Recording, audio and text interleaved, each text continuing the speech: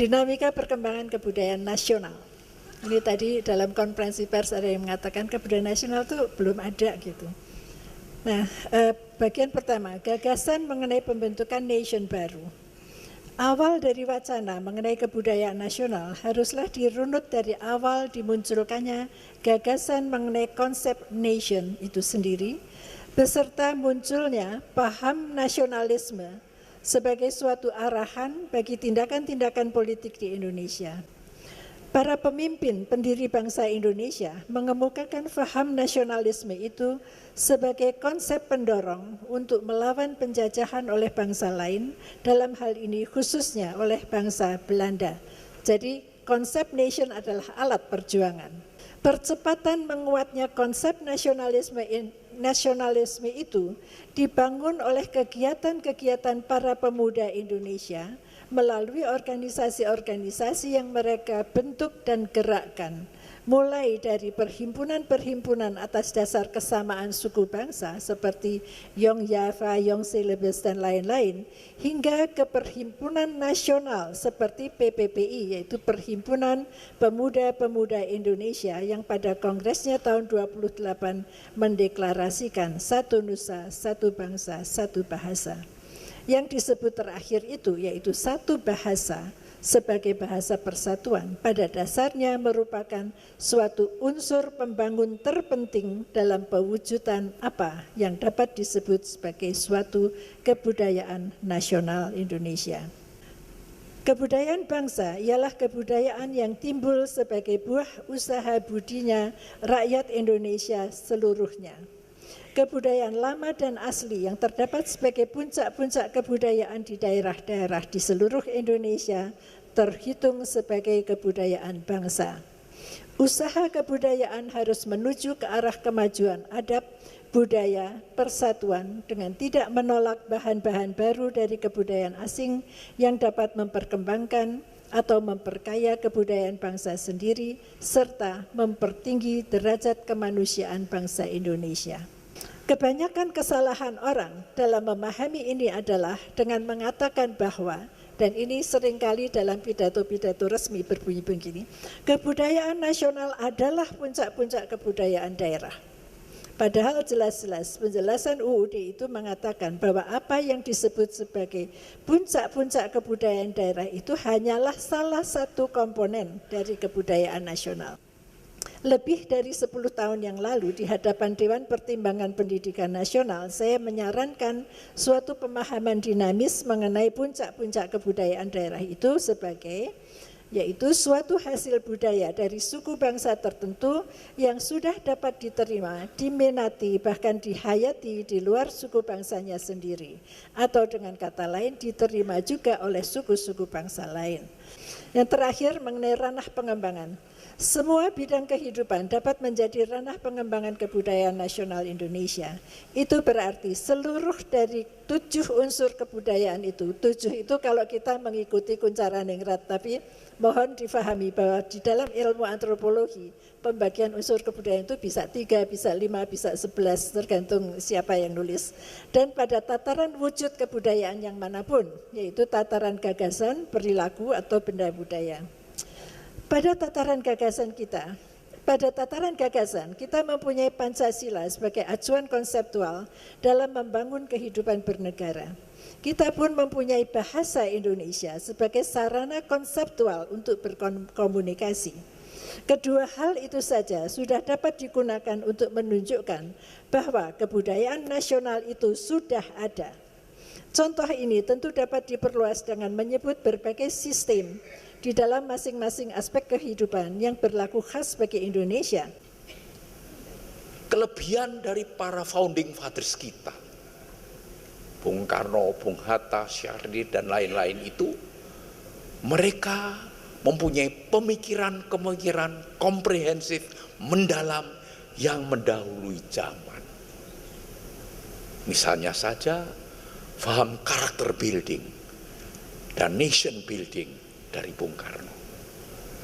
Tapi ketika kemudian saya ikuti perkembangannya, tidak sempat menguraikan apa yang tercakup misalnya dalam pengertian character and nation building. Apa yang tercakup dalam faham bukan ini, bukan itu dalam bidang ekonomi, bukan liberal, bukan komunis, tercakup dalam konteks Pancasila misalnya, luar biasa, yang akhirnya bisa sekarang didekatkan dengan pengertian ekonomi pasar sosial. Pak Yakub, maaf Pak, dalam mikrofonnya agak kurang dekat Pak. Dalam faham ekonominya, misalnya, apa yang saya maksud budaya dalam arti yang kedua ini, atau sisi lain dari faham budaya ini, praktis. Pesawat terbang kita dilarang terbang ke Eropa. Mengapa? Tidak terjamin keselamatannya. Mengapa tidak terjamin keselamatannya? Kita adalah bangsa yang cenderung sembrono. Membelinya, merawatnya, mengurusnya, check and recheck. Kelihatannya soal sepele, soal kecil, tapi menentukan. Buktinya sampai kita diboikot. Buktinya pesawat jatuh, kereta api tabrakan, murmur kereta api sudah longgar, didiamkan saja. Beli baru kita pandai, merawat kita sangat lemah. Apa misalnya yang praktis? Kita bangsa yang social trust-nya lemah.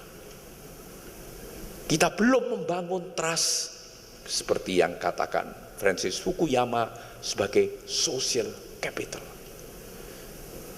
Trust kita tidak beyond the family dan menjadi milik masyarakat yang ada prasangka. Oh, maju, piara kodok, piara lele putih, dan atau yang lain-lain. Trust penting sekali. Trust penting sekali. Kita lihat kiri kanan pada bangsa kita, masyarakat majemuk ini, kelompok yang trustnya kuat dalam berbagai bidang maju. Pendidikan, memang semua kita sangat mengakui peranan pendidikan. Tapi pendidikan is central dalam pengertian. Pendidikan itu dari kecil, dari anak-anak. Pendidikan itu tidak hanya intelektual, tapi attitude dan lain-lain. Ada suatu pengamatan terhadap persoalan ini worldwide, secara dunia. Di antaranya studi yang cukup mendalam, pengamatan di negara-negara Amerika Latin. Dan memang di negara-negara Amerika Latin ambaradul, ketinggalan terus. Padahal dekat negara industri besar seperti Amerika Serikat. Lalu diadakan studi, di antara lain oleh seorang diplomat yang kemudian bersama Samuel Huntington menyelenggarakan seminar besar di Harvard, dan bukunya terbit dengan judul Culture Matters. Di sana sini memang dibantah oleh Amartya Sen dari India, tetapi sebetulnya tidak ditentang, tetapi tidak cukup. Harus ada konteks yang menjadi frame besar agar supaya nilai-nilai positif itu bisa berkembang dan berperanan.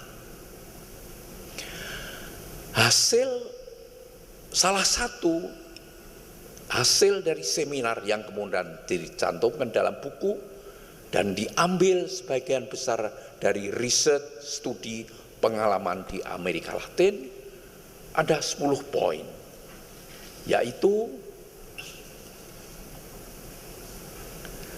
tekanan jangan pada masa lalu, tekanan harus juga pada masa depan. Barangkali ini catatan kecil, footnote, untuk kalau kita bicara tentang budaya sebagai seni, bahkan juga budaya sebagai nilai, sebagai sikap masa lalu. Padahal harus diuji, dibuat relevan dengan masa kini. Misalnya saya dari Jawa Tengah, gemi nastiti ngati-hati, hemat, saksama, dan hati-hati. Tapi apa kita ini gemi? Apa kita ini gemi?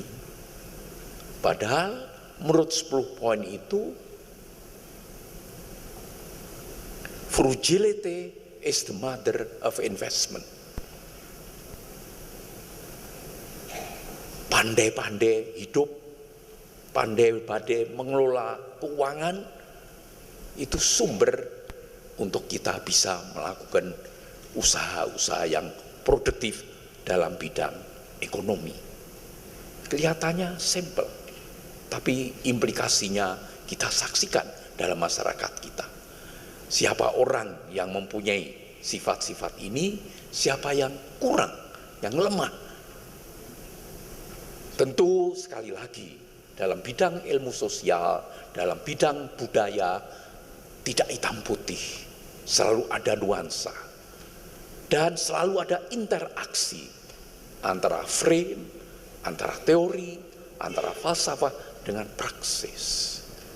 Nah, ini yang juga kita kurang lalai. Sebab interaksi ini menimbulkan kita bersikap kritis dan lalu bisa apa yang kurang, apa yang lemah, apa yang harus diinovasi. Yang kedua, kerja itu sentral, kerja itu strategis. Homo faber, kerja itu ibadah. Bahkan kerja itu suatu proses yang merupakan kepenuhan dari hidup kita. Orang nganggur menderita bukan karena tidak punya penghasilan. Orang nganggur menderita karena dehumanize. Kemanusiaannya tidak terpenuhi. Karena itu kerja sentral. Kerja mengeluh kita. Oke, ada alasan untuk mengeluh, gaji kecil dan lain-lain. Tapi secara umum, ya, sekalipun kita punya tradisi dari nenek moyang, petani kerja keras dari pagi sampai jam 10, nanti sore lagi. Jadi memang betul, tapi kerja keras dalam frame industri, ekonomi, politik, sosial, ilmu teknologi harus cerdas, harus pandai. Nah, ini kadang-kadang kita lalai. Education merupakan kunci kepada kemajuan. Ya, ini suatu kebajikan yang kita tahu, seperti tadi saya katakan. Tapi seberapa jauh orang tua, para guru betul-betul memberikan perhatian. Terus ini kita tahu sebagai common wisdom, tetapi kita harus berani gugat seberapa jauh ini kita praktekkan secara penuh, secara cerdas, secara inovatif. Ini barangkali yang belum selalu menjadi kesadaran dan usaha kita bersama. Kita pernah mempunyai ungkapan RMS, bukan radius Marlin sama si Radius, Moi sama Sumarlin, tapi rajin malas sama saja. Rajin malas sama saja. Salah.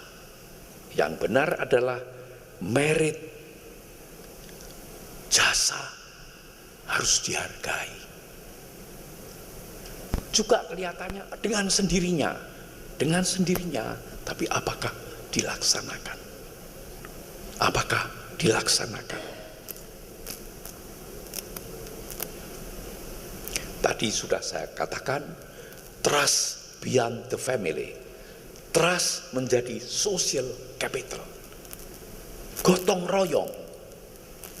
Sebetulnya itu trust secara bersama-sama. Nanti saya akan coba menjelaskan apa yang harus kita lakukan untuk membuat efektif dan menyertakan kebajikan-kebajikan nenek moyang itu untuk menyongsong tuntutan kemajuan zaman dan bangsa-bangsa. Tentu etik harus juga kita pegang, etika. Justice, fair play, demokrasi, otorite, tapi demokrasi, diktator, otokrasi, ada satu yang untuk Indonesia itu tidak kalah penting, faham dan pendekatannya. Power dalam otokrasi, power dalam demokrasi memang beda. Tetapi yang tidak kalah penting ada dua. Satu, dalam frame budaya kayak apa dua-duanya itu ada. Feodal.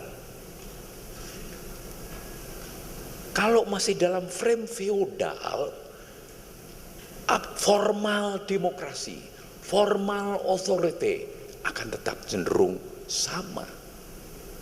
Tidak suka dikritik, mudah bersikap a priori terhadap orang yang tidak punya pendapat sama, dan lain-lain.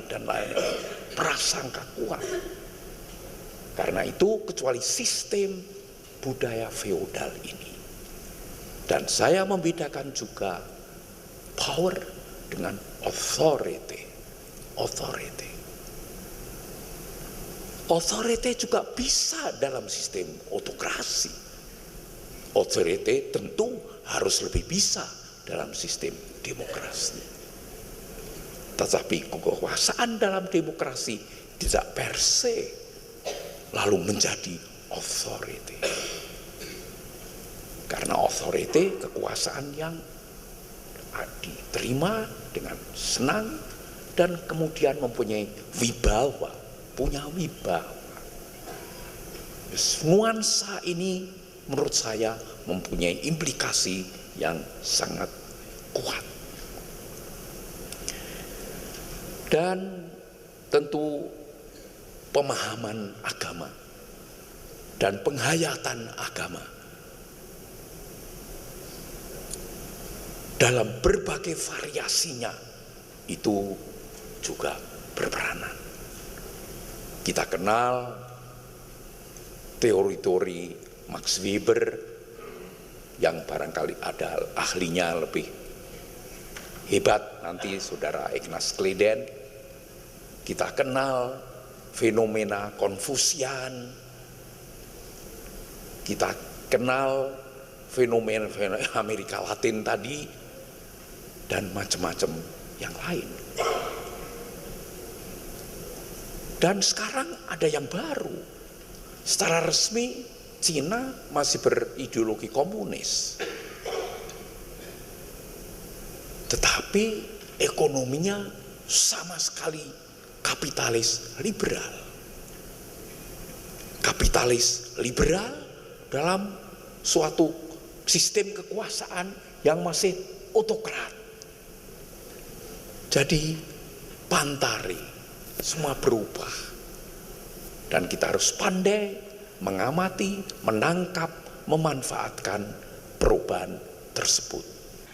Ibu dan bapak-bapak yang saya hormati, silahkan Dek. Ya, ini kutipan dari apa yang pernah dikatakan oleh Bung Hatta pada Kongres Kebudayaan 1948 di Magelang. Pemerintah suatu negara dapat hidup subur apabila kebudayaan tinggi tingkatnya, karena kebudayaan berpengaruh pula pada sifat pemerintahan negara dan seterusnya. Terus supaya waktunya tidak terbuang. Nah, saya ingin menjelaskan bahwa ternyata pendiri bangsa pada waktu itu sudah berpikir untuk memilih forum untuk memperbincangkan masalah kebudayaan bangsa itu melalui satu kongres. Jadi kongres pertama diselenggarakan pada tahun 1918, berarti hampir 90 tahun yang lalu. Beliau-beliau sudah berpikir bagaimana tentang melestarikan, dalam arti membina, mengembangkan, melindungi dan memanfaatkan kebudayaan bangsa. Jadi sudah cukup lama, sudah hampir 90 tahun. Awalnya sebenarnya dimulai dengan adanya surat, ya, surat dari pemerintah Batavia kepada pimpinan Budi Utomo Cabang Surakarta. Isinya agar Budi Utomo Cabang Surakarta menyelenggarakan Kongres Bahasa Jawa. Tetapi atas usul dari Pangeran Prangwadono, beliau itu adalah kemudian dinobatkan menjadi Mangkunegoro ke-7. Beliau tidak sependapat kalau Kongres Bahasa Jawa. Beliau mengusulkan agar diselenggarakan Kongres Kebudayaan Jawa. Kongres ini tentu nanti akan saya uraikan juga kaitannya dengan kesadaran berbangsa, artinya kebangkitan nasional Indonesia, karena pada hakikatnya Kongres Kebudayaan ini diprakarsai dan dimotori oleh orang-orang yang bergerak di organisasi Budi Utomo tersebut, yang kemudian Budi Utomo menjadi cikal bakal atau ditetapkan sebagai saat bangkitnya kesadaran berbangsa. Terus Mas, nah ini adalah Pangeran Mangkunegoro sebagai penggagas Kongres Kebudayaan, dan beliau juga menjadi pendiri, salah satu pendiri dari organisasi penelitian kebudayaan. Jadi kalau tadi pagi wartawan ada yang menanyakan mengenai perhatian penelitian kebudayaan, sebenarnya Java Institute itu sudah melakukan penelitian tentang kebudayaan. Terus Mas, nah sebenarnya kata-kata tonggak sejarah ini bukan dari saya, kebetulan ini dari Kompas. Ini Pak Yakob Utama lagi ini yang harus saya sebut. Ya, jadi Kompas suatu ketika memuat apa yang pernah saya utarakan di kongres di Bukit Tinggi. Kompas menganggap ini tonggak sejarah yang dilupakan gitu. Peristiwa bersejarah tetapi dilupakan. Ya, kenapa? Kok bisa disebut sebagai tonggak bersejarah? Jadi kongres ini awalnya bernama Kongres für Javan Kultur Ontwikkeling, kongres untuk mengembangkan kebudayaan Jawa. Saya tadi pagi mendengar ada komentar, wah itu kan kongresnya orang Jawa, ngapain, nggak perlu itu. Tapi saya katakan bahwa ini kelihatannya atau kedengarannya memang hanya kebudayaan Jawa, tetapi kalau kita cermati apa yang dibahas di dalam kongres, baru nanti kita menyadari, oh ya, ternyata pendiri bangsa pada waktu itu walaupun kongresnya Kongres Kebudayaan Jawa, tetapi berpikirnya tidak sempit dalam arti kebudayaan Jawa saja. Mungkin itu juga identik dengan organisasi politik Budi Utomo yang pada waktu itu juga hanya untuk kalangan masyarakat Jawa, tetapi sebenarnya itu sudah berpikir nasional. Nah, dalam kongres ini sengaja saya tampilkan ada 9 pemakalah. 5 pemakalah itu dari kalangan Bumi Putra, sedangkan yang 4 ini dari Barat, dari Belanda. Sengaja saya kutip karena dari 9 pemakalah, jadi saya nanti akan bicara lebih banyak ke kongres pertama ini, karena disinilah lahir pemikiran-pemikiran yang sebenarnya masih aktual hingga saat ini. Jadi 4 orang dari Belanda ini pemikirannya itu sungguh Indonesia gitu, bukan Jawa, malah sudah Indonesia gitu. Nah kemudian bisa kita sebut sebagai tonggak sejarah karena setelah Kongres 1918 itu diikuti dengan kongres-kongres berikutnya. Sebelum Indonesia merdeka itu sudah 7 kali kongres. Iseng-iseng saya tanya pada teman-teman, pernah nggak dengar kongres kebudayaan sebelum Indonesia merdeka? Rata-rata jawabannya, oh kok tidak dengar, saya tidak tahu bahwa ada kongres itu. Jadi kalau tadi Kompas mengatakan tonggak yang terlupakan, ya memang ternyata itu banyak yang tidak mengenali bahwa jauh sebelum Indonesia merdeka, kita itu sudah pernah berpikir tentang masa depan kebudayaan bangsa. Setelah Indonesia merdeka ini menjadi tradisi atau dilanjutkan, kongres setelah Indonesia merdeka itu ada 7 kali kongres. Nah ini memang ada kesalahan sebagai revisi Kongres Kebudayaan di Bukit Tinggi yang disebut sebagai Kongres Kebudayaan ke-5, itu sebenarnya kongres yang ke-7 dan yang akan datang ini adalah kongres yang ke-8. Kenapa? Karena Kongres Kebudayaan tahun 57 dan 60 itu di dalam dokumen memang disebut sebagai Kongres Badan Musyawarat Kebudayaan Nasional. Tapi menurut beberapa peserta antara Pak Rosihan Anwar dan Pak Ayub Rosidi tegas mengatakan bahwa itu adalah Kongres Kebudayaan. Bagaimana pandangan para pemakalah? Ini sengaja saya tampilkan, ada beberapa fotonya, gambarnya. Ya inilah kondisi bangsa kita pada waktu itu gitu ya. Jadi Dr. Satiman berpendapat pertemuan peradaban Barat dan Timur harus saling membagi keduanya. Artinya apa? Di sini sudah sadar para pendiri bangsa bahwa Barat itu tidak segala-galanya gitu. Dan ini pun berlanjut nanti pada polemik kebudayaan antara Sultan Takdir Ali Sabana dengan Armin Pani, Sanusi Pani.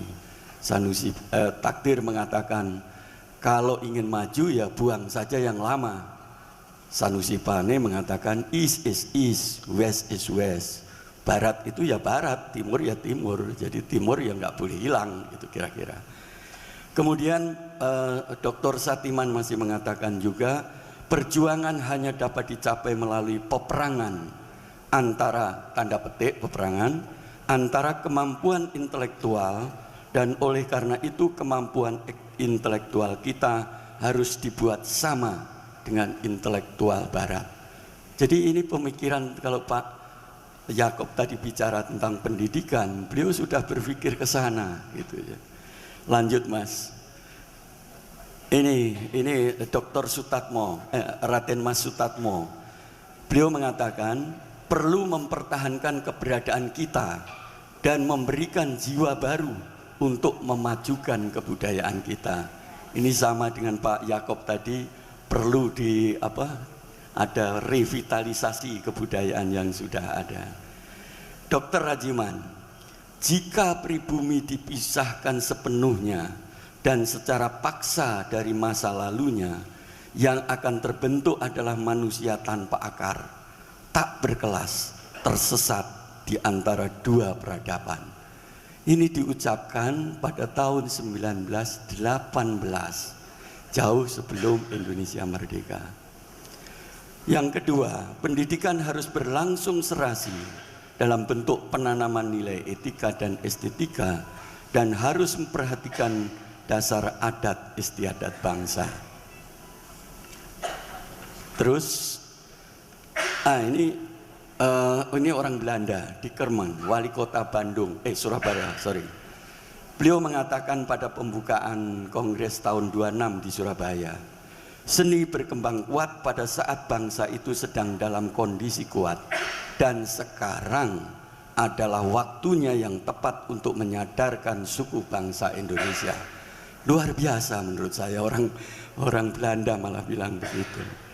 Sastrowijono, ini selaku ketua panitia penyelenggara kongres pertama, mengatakan telah tiba saatnya untuk menyadarkan masyarakat bahwa suatu bangsa yang utuh membutuhkan suatu landasan sejarah dan tradisi selain pembangunan di bidang politik dan ekonomi.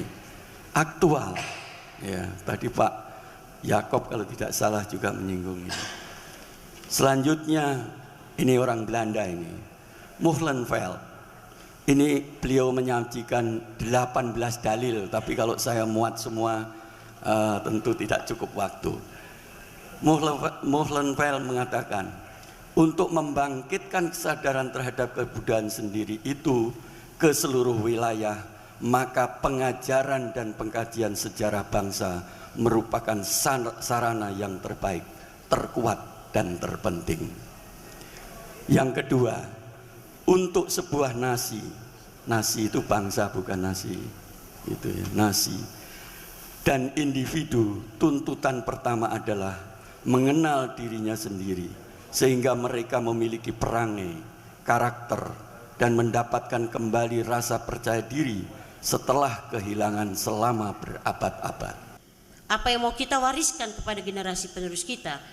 Kalau ada, mohon maaf, saya sering lihat dan saya prihatin sekali, Republik Mimpi. Kalau mereka cuma memperolok-olok cara berbicara orang itu, pemimpin kita atau mantan pemimpin kita, barangkali kita tidak terlalu peduli. Tapi sampai fisik para beliau itu diolok-olok, ini budaya apa yang kita mau wariskan kepada generasi penerus kita?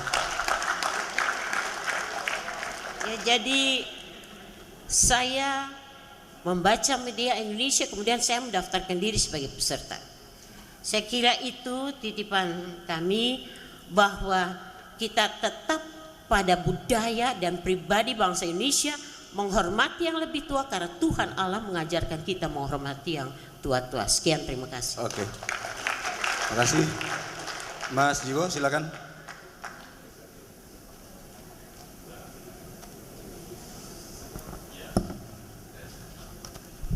Satu, selamat sore. Terima kasih untuk yang undang Mas Parni Hadi. Saya nggak tahu bahwa forumnya segede ini, saya kira cuma deklarasi biasa. Pertama, saya di forum ini turut prihatin bahwa kita punya Menteri Kebudayaan dalam pemikiran sangat tidak strategis kalau menurut saya. Itu sangat teknis, tapi saya tadi nggak berani nyela karena kayaknya aturannya kok nggak enak, ini hotelnya gede gini. Yang kedua adalah itu sangat teknis dan sangat menerapkan aturan-aturan yang siapa yang nanti, pertanyaan saya untuk moderator, siapa yang wajib menjawab interpretasi terhadap tradisi, apakah seorang menteri ataukah seorang dewan kebudayaan? Karena menghormati orang tua yang dikutip Pak Menteri, saya sebagai orang Jawa sangat keberatan. Orang tua bahkan boleh dibunuh, tapi dengan sembah dulu kalau dia salah. Gatot Kaca sebelum membunuh Adipati Karno, dia nyembah mukul, nyembah mukul, nyembah mukul. Itu mikul dur mendem jero menurut Jawa. Artinya saya setuju Pak Harto atau siapapun diadili, tetapi tetap dengan sungkem dan sembah karena dia berjasa. Tapi tetap diadili. Nah, itu siapa yang berhak? Itu satu.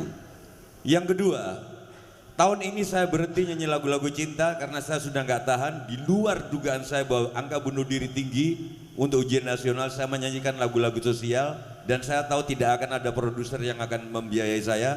Saya biayai dari lukisan, saya ngelukis Pak Wiranto, saya ngelukis Pak Isati, saya todong, kalau nggak beli kebangetan. Dari situ saya keliling. Saya cuma mau ngomong ke orang-orang bahwa menurut kepercayaan Jawa dan sesuai sama hadis Nabi, saya nggak sholat tapi suka hadis Nabi karena cocok gitu, bahwa pemimpin itu cermin rakyatnya. Kalau rakyat korupsi, presidennya korupsi pasti. Kalau rakyatnya cengeng, presidennya cengeng. Di dalam kebudayaan Jawa, presiden hanya boleh nangis di Sanggar Pamujan ketika dia berhadapan sama Tuhan, mikir nasib rakyatnya. Di depan rakyat dia harus bertindak. Itu Jawa. Nah, ini siapa yang harus berinterpretasi? Yang ketiga, yang terakhir, oh ya, saya senang ketemu orang-orang gila di sini, Pak. Hartoyo, ini ketemu Pak Hartoyo, rasanya hidup jadi simpel, sangat-sangat simpel. Sampai bayar pulsa nggak bisa kata. Pak Lulu juga agak gila, meskipun dirjen rumahnya banyak gamelan. Oke, yang terakhir, bahwa saya ketemu Kiai, saya hari-hari ini banyak bahwa pesannya Rasul yang terakhir bukanlah kamu harus sholat atau kamu ke gereja, tapi ingatlah sama 3 hal bapak-bapak. 1, arogansi, kedua kemunafikan, dan ketiga dendam. Dari 3-tiganya ini bangsa Indonesia memiliki itu, Pak. Arogansi iya, dendam sangat, terutama orang Jawa pendendamnya sangat luar biasa. Nggak ada istilah di dunia pak tak pateni nganti sak jindelabangi kecuali orang Jawa. Coba cari kamus dimanapun, saya sudah cek ke teman-teman. Berarti pendendam, tapi kita ngaku paling ramah. Terus pendengki. Maka usulan di Hari Kebudayaan Nasional kalau menurut saya, Pak Yakob, Bu Edi Setiawati, Pak Nunus, Pak Presiden kalau masih ada Presiden, bukan karena tentang Hari Kebudayaan, tapi Hari Pertobatan Nasional. Bahwa kita bangsa Indonesia adalah bangsa yang paling pendendam di dunia, paling arogan di dunia, dan karena itu kita perbaiki. Thank you. Komentar Ibu Zailani tadi yang khusus mengenai Republik Mimpi yang mengolok-olok pemimpin, saya kira kita tidak harus melihatnya sebagai olok-olok, tetapi itu kan memang disebut oleh si penyelenggaranya sendiri sebagai parodi. Ya, parodi itu adalah suatu genre di dalam ungkapan seni di mana memang intinya adalah sindiran. Nah, sudah tentu kita dan peniruan-peniruan itu lebih banyak. Ini saya bukan membela Republik Mimpi ya, tetapi bahwa parodi itu memang punya tempat di dalam dunia kesenian kita. Ya, termasuk ponokawan-ponokawan di dalam wayang itu pun kalau menyindir kadang-kadang juga begitu caranya gitu ya. Jadi tapi bagaimana kita, itulah masalahnya adalah mengembangkan sensitivitas, kehalusan budi.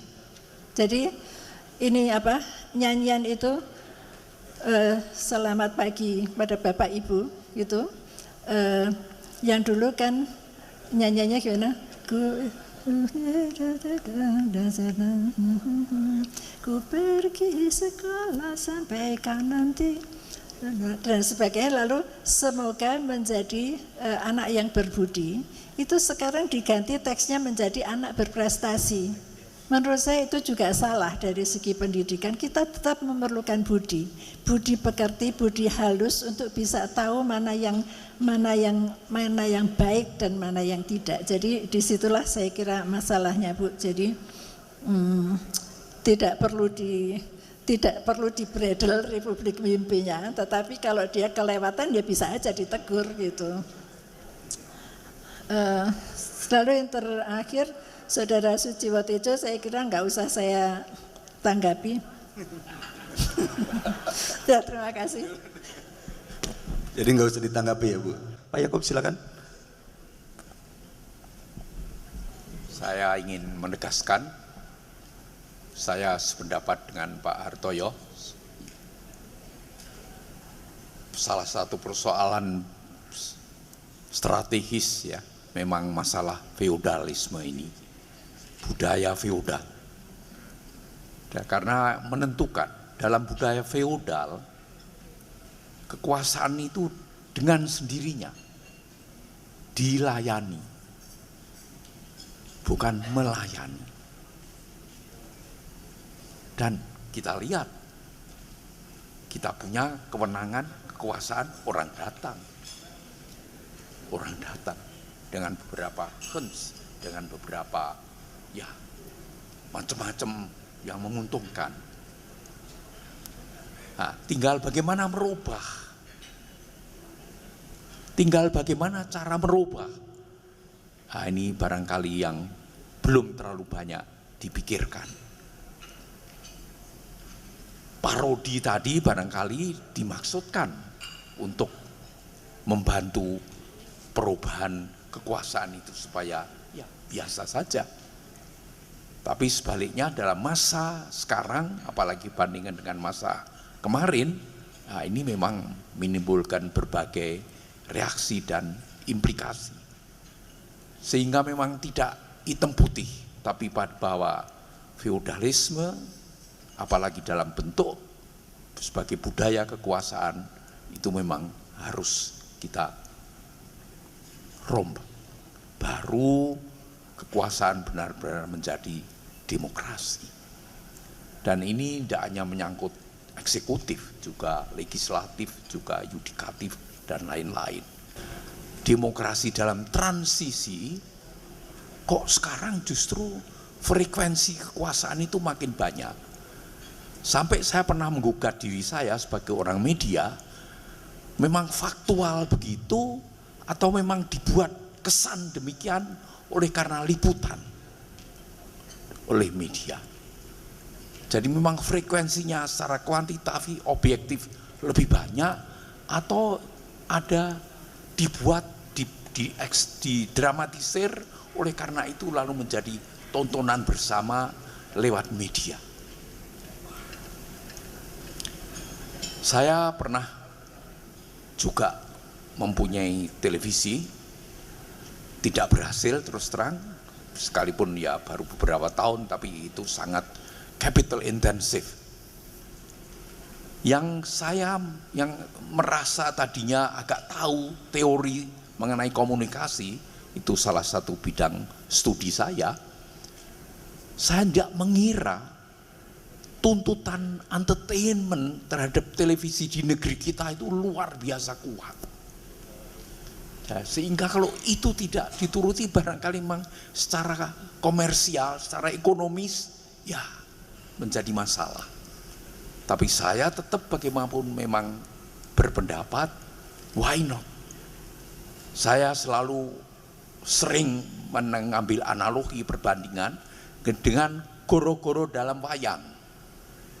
Goro-goro dalam wayang tengah malam Ki Semar sedang berkhotbah pada para kesatria ceplakep.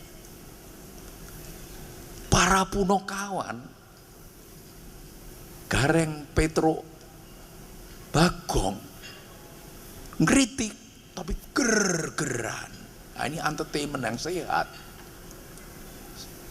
Entertainment tapi dalam frame yang ada wejangannya, ada keseriusannya.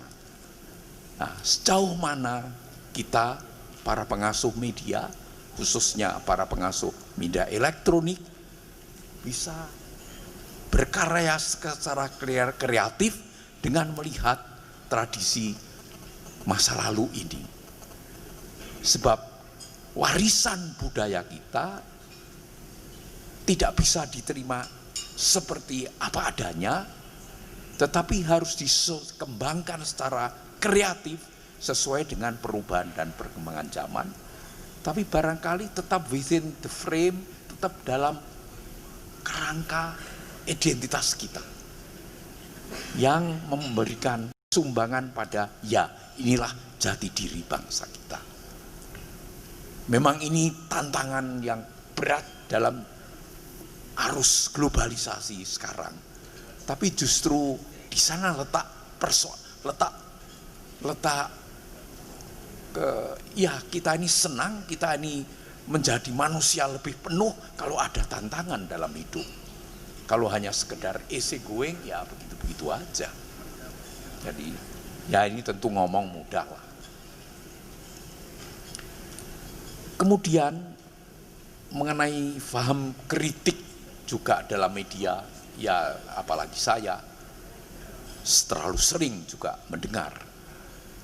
Barangkali saya hanya bisa menjawab yang enak.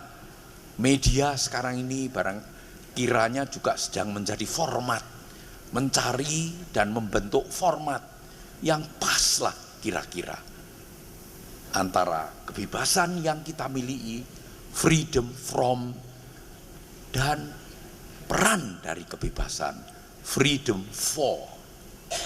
Saya mungkin agak konservatif, saya termasuk yang berpendapat freedom with social responsibility, freedom from, tapi pada saat yang sama tidak kalah penting freedom for, kebebasan untuk apa.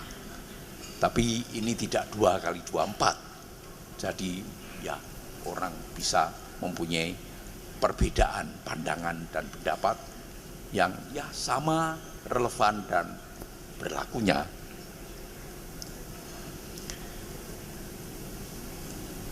Hari Pertobatan Nasional, saya dalam guyonan di kantor sering menyebut yang kita perlukan ini Hari Pertobatan Nasional, karena yang saya juga heran, kita ini ketinggalan dalam berbagai bidang.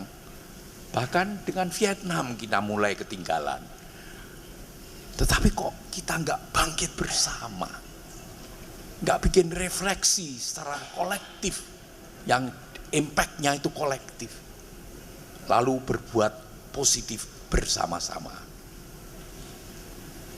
Jadi saya menangkaplah, memang itu perasaan-perasaan yang juga umumnya ada pada kita dewasa ini. Saya ingin sedikit memberikan respon atas pertanyaan-pertanyaan tadi. Yang pertama adalah 5 Juli 1918 itu, kalau tadi Pak Hartoyo bertepatan dengan ulang tahun, itu jatuhnya hari Jumat Legi, Pak. Nggak tahu kalau Pak Hartoyo lahirnya hari Jumat apa. Ya. Yang kedua, jadi kelihatannya kalau boleh saya simpulkan, kita ini kelihatannya tidak berhasil dalam berproses menjadi Indonesia, menjadi bangsa Indonesia. Yang kedua, kelihatannya kita juga belum berhasil dalam proses membangun kebudayaan Indonesia. Nah, ini bukan jawaban tapi sebuah pemikiran. Mungkinkah kita itu mencoba berpikir bagaimana membangun bangsa itu melalui pendekatan budaya? Karena kalau tidak salah pendekatan politik sudah, dan hasilnya juga tidak memuaskan. Pendekatan ekonomi sudah, hasilnya juga begini. Nah, kenapa kok tidak dicoba melalui pendekatan budaya? Saya kira pendekatan budaya, kalau tadi disebut-sebut perlu adanya pertobatan nasional. Kalau pertobatan nasional itu diselenggarakan melalui pendekatan budaya, saya kira malah akan berhasil itu. Karena pendekatan budaya itu, kalau istilahnya Pak Fuad itu, pendekatan budaya adalah persandingan, bukan pertandingan. Kalau pertandingan itu buahnya pertengkaran, karena di situ ada perebutan juara 1, 2, juara 2 dan seterusnya, ada tidak fair play dan sebagainya. Tetapi ketika bersanding itu dalam arti bersahabat. Nah, kenapa tidak dicoba kita menjadi dalam berproses menjadi satu bangsa itu, kita menggunakan pendekatan itu. Saya ambil contoh misalnya Singapura. Singapura memang negara kecil, tetapi ketika menjadikan bangsa Singapura itu mempunyai moto yang bagus yang diucapkan oleh Raja Ratnam. Beliau mengatakan, mengetahui kemana Anda pergi lebih baik daripada mengetahui dari mana Anda itu berasal. Knowing where you going to is more important than knowing where you came from. Jadi saya kira kok pendekatan ini perlu dicoba. Terima kasih. Benarkah Anda, sekali lagi saya cek, ini pesan sponsor nih, betulkah kita nggak perlu hari budaya? Sekali lagi, kalau nggak apa-apa. Saya lebih cenderung justru yang tadi Mas katakan, setiap hari itu menjadi hari budaya buat kita. Itu jauh lebih penting saya kira, Mas. Ya, setuju. Saya dipanggil Mas, Pak Christian, seneng saya. Ya, kalau begitu hadirin silahkan Anda berdebat, mengkritik apa saja silahkan. Ya, perempuan dulu. Fatin dulu adik saya, karena dipuji sama Tejo tadi. Fatin, silakan. Dari Arab Saudi, kemudian Mas Denny, kemudian Anda banyak sekali. Oke lah, Pak Arto belakangan, kalau ngomong panjang soalnya yuk. Oke, belakangan aja ya. Fatin ya. Terima kasih. Pak Paulus, tadi Pak Paulus bilang kita harus sepakat gitu ya. Saya bilang kita itu selalu sepakat untuk tidak sepakat. Saya menanggapi begini, budaya itu harus selalu dalam keadaan kritis. Karena tanpa adanya kritis dari kebudayaan, kita tidak akan mendapatkan apa-apa. Kita akan lengah. Terus pelestarian budaya, apa yang kita harapkan dari sebuah pelestarian kebudayaan? Nothing. Karena kita tidak perlu melestarikan sebuah kebudayaan. Kita harus tebang pilih pada kebudayaan itu sendiri. Kalau kita di sini atau hari ini masih melestarikan satu kebudayaan, kita akan hadir di sini dengan pakaian seadanya. Kita akan kembali lagi kepada zaman batu. Yeah. Saya pikir begitu. Yeah. Tapi yang kita harapkan adalah bagaimana kita bisa menyerap nilai-nilai positif, nilai-nilai spirit dari budaya yang lalu, juga mampu beradaptasi kepada budaya yang sekarang untuk melahirkan generasi yang akan datang. Yeah. Kita pada dasarnya kita sering mengaji atau bermimpi tentang hari yang dahulu. Tetapi kita tidak bermimpi untuk hari yang ke depan. Kita berbicara selalu tentang kebudayaan, menggali budaya Indonesia, menggali budaya yang ada, melestarikan budaya apa saja. Tapi budaya yang mana? Tadi Bapak kemukakan, saya karena latar belakang saya hukum, maka saya ingin mencoba Nama Anda siapa? Oh iya betul. Nama saya Remi Syahdeni. Nanti malam bersama Bapak main ketoprak. Dari Puspo Budoyo. Kita ini memang, kalau Anda tadi mengatakan tidak ada politik hukum, politik budaya kebudayaan ya. Kita ini juga lebih sempit lagi, politik hukum kita ini kacau. Berkaitan dengan itu lebih sempit lagi adalah policy kita mengenai sanksi. Kalau kita perhatikan semua peraturan perundang-undangan, sanksi-sanksinya itu aneh. Ada yang berat hukumannya ringan, ada yang tindakannya ringan hukumannya berat. Itu kalau dibikin matriks kacau. Kalau tadi bicara masalah kebudayaan, Ram Kam Heng, raja kelima dari Thailand, itu membuat tulisan sendiri, dirubah dari tulisan Palawa menjadi tulisan Thai. Seluruh bangsa Thai wajib mempelajari bahasa Thai dan tulisan Thai.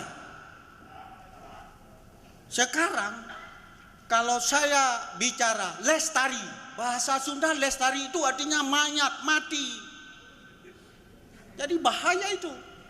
Melestarikan kebudayaan, mematikan kebudayaan. Pas kata Menteri Kebudayaan tadi, pas itu. Hati-hati. Ya. Sama dengan bahasa Jawa, injeh, injeh itu ya. Tapi bahasa Gayo, injeh itu tidak. Christine harus banyak belajar itu. Ya betul. Itu menterinya benar tadi ya. Menteri? Tadi benar nggak? Kelenger. Budaya kritik dari zaman Majapahit, dari Pakubono I, dari Amangkurat, dari Sultan Agung Tirtayasa, itu sudah ada budaya PP. You tahu budaya PP apa? Berjemur. Demo di depan alun-alun protes sama raja yang nggak becus. Ya.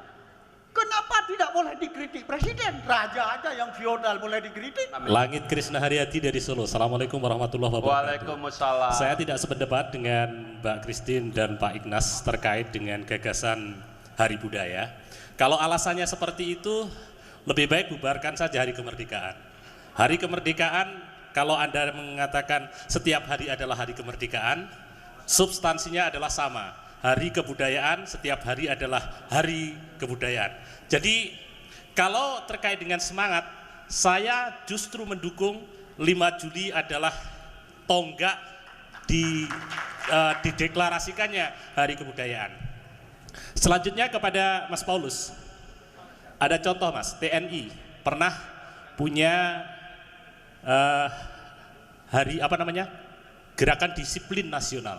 Ya. Penjaringan tadi punya mandiri yang yang kalau misalnya dilakukan secara kolektif akan bisa membawa Indonesia ke dalam perubahan. Yang saya tanyakan, apa komentar Anda tentang program yang dilakukan TNI yang gagal itu? Terima kasih. Ya, saya ingin mengomentari sinyalemen mengenai maraknya kekerasan ya. Saya kira kita melihat kekerasan ini selalu dalam kaitan dengan salahnya pendidikan, kurangnya nilai-nilai moral dan seterusnya. Tapi saya ingin mengusulkan supaya kita juga melihatnya secara struktural, ya, bahwa kekerasan di kalangan muda itu terjadi mungkin berhubungan dengan masalah employment. Mereka terlalu punya banyak waktu senggang untuk tidak berbuat apa-apa dan bisa berkelahi. Kalau mereka diberi pekerjaan cukup banyak dan cukup sibuk, mereka mungkin tidak punya waktu untuk berkelahi. Ya. Jadi kita jangan melihatnya hanya sebagai masalah moral dan seterusnya, tapi itu adalah masalah yang mempunyai akar-akar yang bersifat struktural. Yang kedua, mengenai apakah kebudayaan harus selalu dalam krisis? Saya kira kebudayaan itu menjadi kebudayaan karena kita tidak menganggapnya lagi sebagai sesuatu yang kritikal, tetapi sebagai sesuatu yang biasa, gitu, yang normal. Ya. Jadi saya agak belum begitu menangkap maksud pembicara yang tadi bahwa kebudayaan baru ada kalau ada krisis. Karena krisis hanya berguna untuk bagi kita memikirkan kembali kebudayaan, asumsi-asumsi kita dalam kebudayaan dan nilai-nilai kita.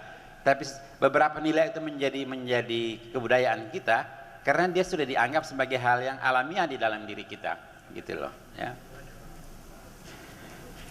Kemudian mengenai lampau dan datang, saya sepakat dengan Anda bahwa kita harus memikirkan masa lampau, tetapi kita tidak boleh menjadi terbelenggu oleh masa lampau. Kita harus lebih memikirkan masa depan dan merencanakan masa depan. Dan dalam hal berbicara tentang masa depan ini, topik saya tadi itu menjadi relevan bahwa kita harus menetapkan politik di dalam kebudayaan kita dan juga politik di dalam pendidikan kita. Ya. Satu kalimat saja mengenai pendidikan ini. Ya. Saya merasa bahwa misalnya usul peningkatan anggaran belanja 20% buat pendidikan, ya, itu hal yang penting, tetapi itu juga hal yang penuh dengan risiko kalau politik pendidikan nasional tidak diperbaiki. Karena kalau kita tidak bisa memperbaiki politik pendidikan nasional dan menaikkan anggaran 20%, kita mempunyai uang jauh lebih banyak untuk membiayai berbagai penyelewengan dan kebodohan kita di dalam sistem pendidikan yang sekarang.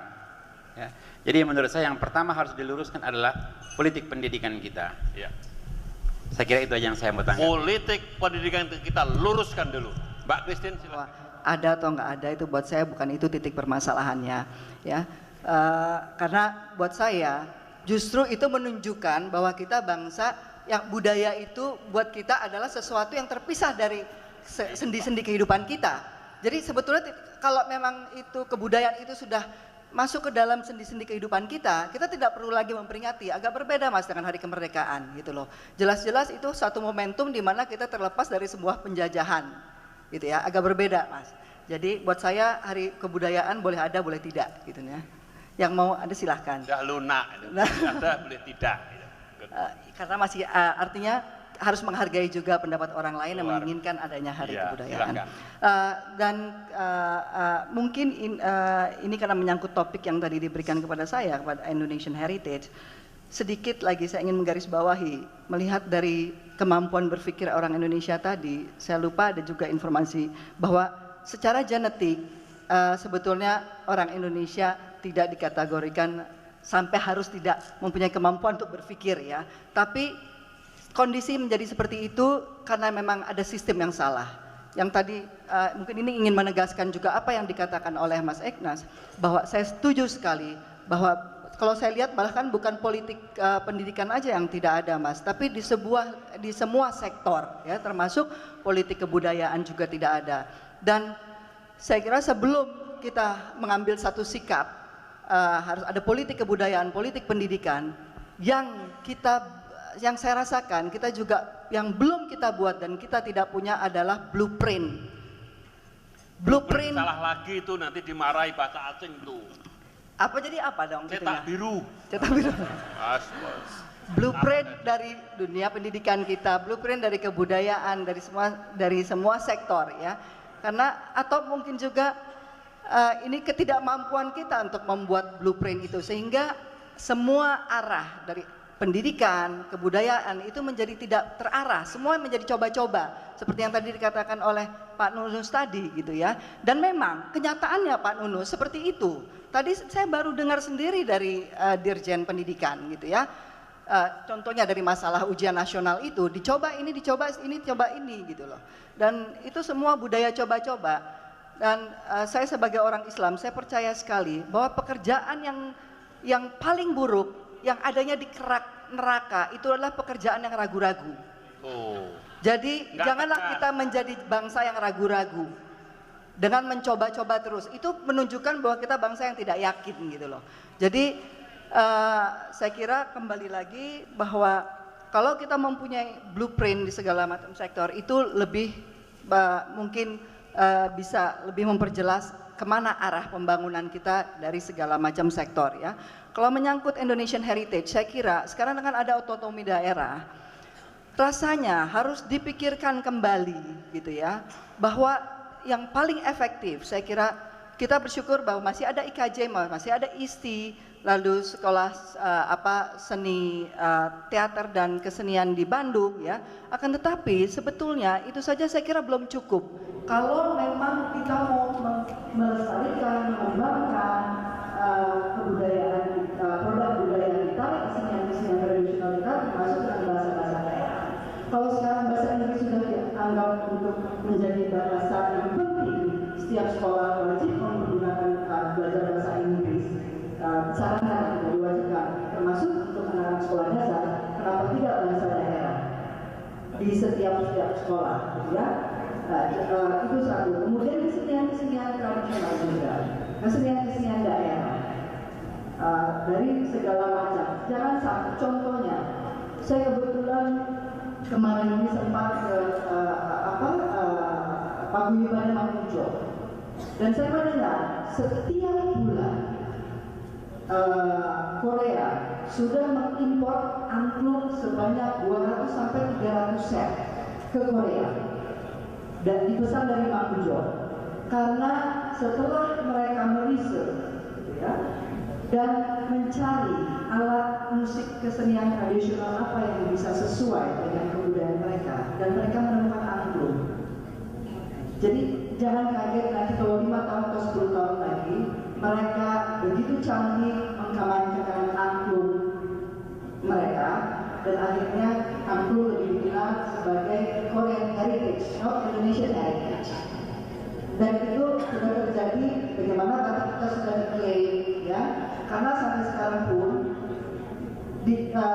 kita masih belum mendaftarkan Tangible Heritage di UNESCO, baru Heritage, Tangible Heritage, but Intangible Heritage belum.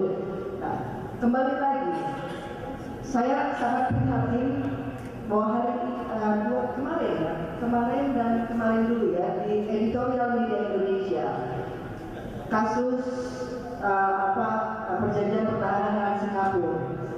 Ini salah satu contoh juga bagaimana sebagai bangsa Indonesia kehilangan jati diri. Ya, saya kira kalau mau menuruti emosi, pasti Singapura masih ada bagi saya ngomong. Ya, karena sudah begitu menghina negara yang kecil. Bayangkan dari segi geografis ataupun dari segi apapun gitu ya, tapi sudah bisa bersikap arogan terhadap Indonesia. Menurut saya, kalau saya ikut emosi marah, tapi kembali lagi, rasanya ini momen tepat untuk kita mengintrospeksi diri sebagai sebuah bangsa. Kenapa sampai kita bisa gila tadi itu? Artinya kita tidak punya harga diri. Kenapa kita sampai tidak punya harga diri? Karena Indonesia cuma dikenal adalah bangsa yang korup. Indonesia cuma dikenal dengan militan, Islam yang tidak toleran, Islam yang teroris. Seperti itulah image kita. Nah, apa yang kita ingin lakukan untuk memperbaiki diri kita di dalam? Saya kira ini sebuah pekerjaan besar yang harus tidak hanya bisa mengandalkan pemerintah saja, tapi partisipasi yang konkret dari masyarakat dan juga ya semuanya ya untuk bisa mengatasi dan menyelesaikan segala permasalahan yang ada. Dari hal yang basic saya setuju sekali bahwa berangkat dari masalah pendidikan, karena disitulah kuncinya. Pendidikan. Terima kasih. Luar biasa. Sekarang saya Pak Paulus untuk menjawab semua pertanyaan dan akan ditutup pada waktunya.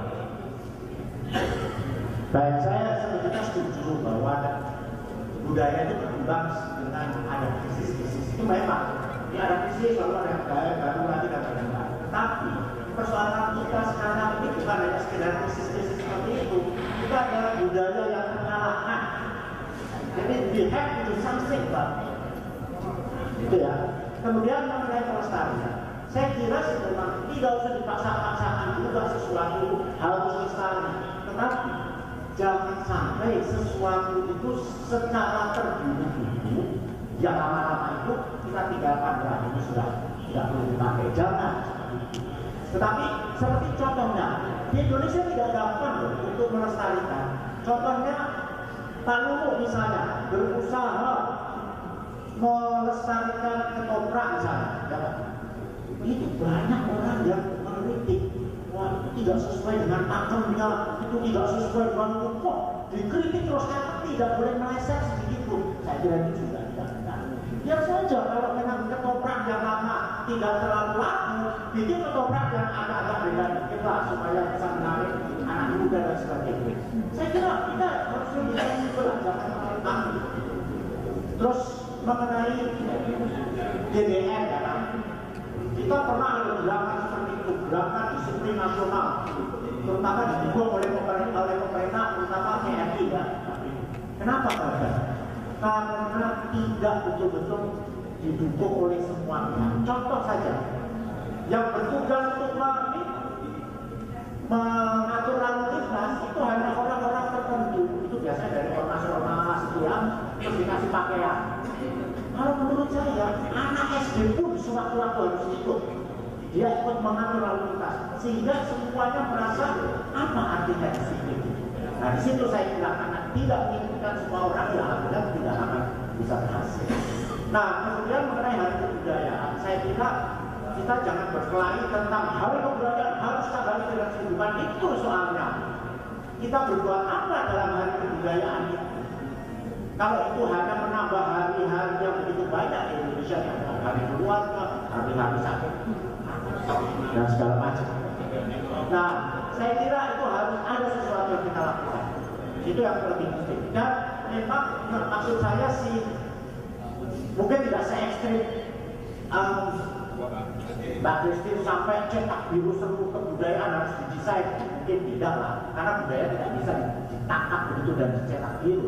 Tetapi kita dorong saja beberapa poin atau beberapa aspek dari kebudayaan kita tonjolkan supaya itu berkembang. Itu boleh, itu bisa. Oleh karena itu kita marilah kami terobosan terhadap sesuatu hal itu yang namanya big push atau dorongan yang besar terhadap salah satu unsur dari kebudayaan kita supaya ada satu terobosan kemajuan.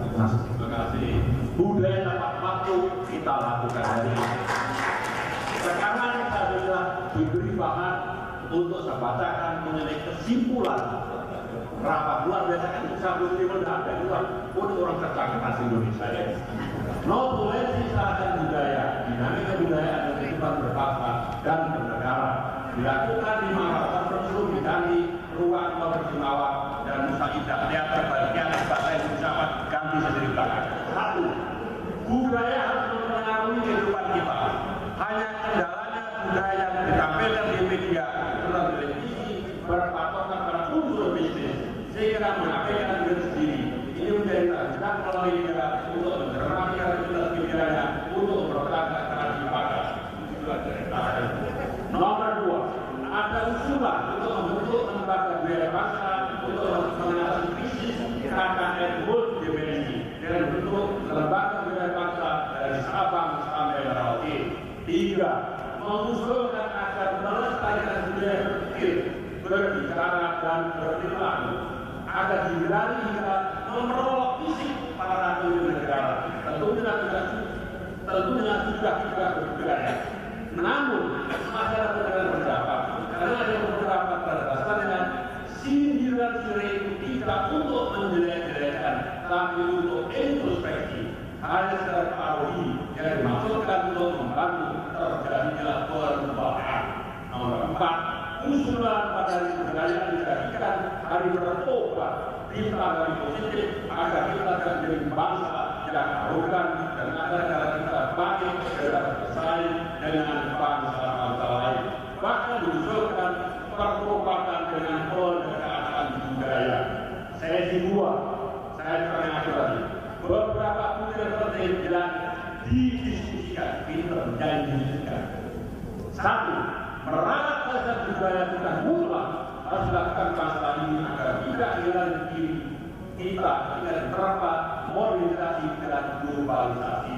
Poin 2. Kebudayaan sebagai acuan diusulkan untuk menentukan budaya apa yang akan dilakukan.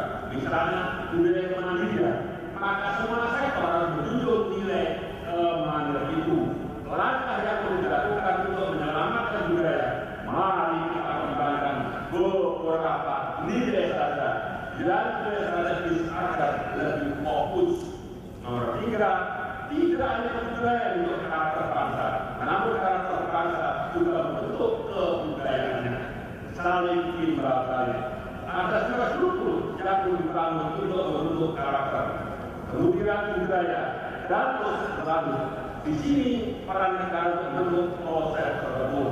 Nomor 4, masalah polemik mengenai tidak perlunya ada hari kebudayaan nasional. Kalau bisa, setiap hari adalah hari budaya. Nomor 5, usulan untuk forum kebudayaan bangsa bukan forum kebudayaan bangsa. Karena dulu kita sudah peduli. Diberikan kesimpulan yang akan diberikan kalau Anda tidak setuju, silakan Anda tambah sendiri di benak Anda dirapatkan pada diskusi sekali lagi. Sekian, terima kasih. Kita semua sangat menonton program dan lakukan heger patahnya karena pilkada zaman yang kita sebut. Terima kasih. Sampai jumpa nanti. Saya juga tetap juga itulah moto dari kita. Sekian.